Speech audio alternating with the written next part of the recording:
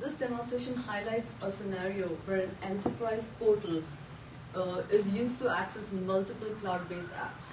So if you're a web application developer, you can plug and play in different existing hybrid and public cloud apps into this portal to have one single panel, right, or one single pane of glass for all of your applications.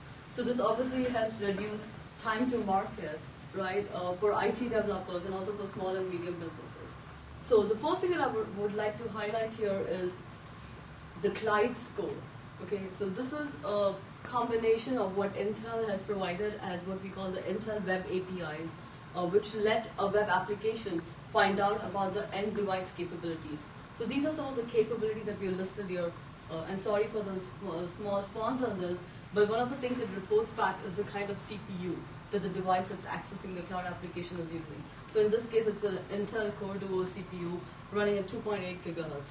It also reports back your connection type. In this case, it's a Wi-Fi, and the speed. And it also shows that your power source is battery, and the time remaining on your power source is 149 minutes. And we have tested this stuff, and it's actually pretty close to what the power will remain back, right? So using a combination of this information, it actually gives you a score, right? And if your score is a good score, depending on the combination of your processor, connection, and display, it will actually stream the enhanced or the rich version to your computer, right? Or any device for that matter of fact, as the devices start proliferating. So there are multiple things that we are showing here. Number one, we're showing the 1080p video. So this website is designed in Flash. We have a standard version of the website, which, Brian, we can just point to that, which is slightly less richer, if I might say so.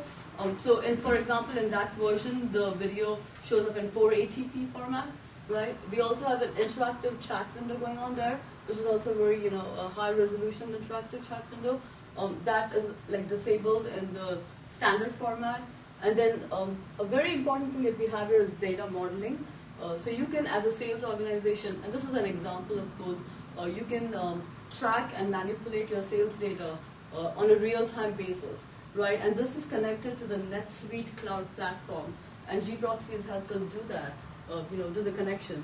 And so all the data comes from the same source, whether it's the standard version or the enhanced version, rather the rich version.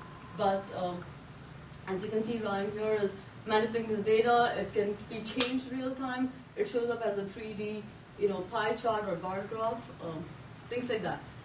And we also have social media plugins. So this is simple with Twitter, with our own website and the business division that we support. But you can very easily plug and play that with other social media plugins. So if you might have the new SAP Enterprise portal that's coming out for social media, or Salesforce.com, you can plug that in as well. So this is an example where, this is something that we have put here just for demonstration purposes. But obviously, when you're really deploying this, you probably do not want to display this information to your user unless you might want to, tell them about some policies that are changing and they might want to put in the power source or connect to a better connection, things like that.